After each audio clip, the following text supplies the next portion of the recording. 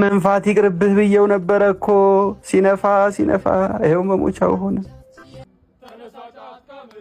ሱስ ክፉ ነው፣ በተለይ ጫት አለ።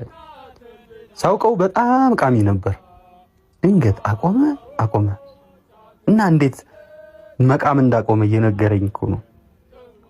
መቃም ያቆምኩት ኢብራሂም ባለጎ ሚስቷ የሞተ ቀን ነው። እዚህ ላይ ኢብራሂም የሞተው በጫት ነበር እንዴ? አይደለም፣ ጎማ ፈንድቶ ቸርኪው አግኝቶት ነው።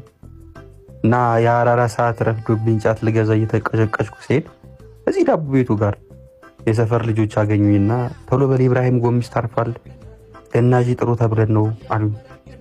ይታይ ምንም ስራዬ ቢሆን በአራራ ሰዓት ሰው ሳይራሱ ያስጠላኛል።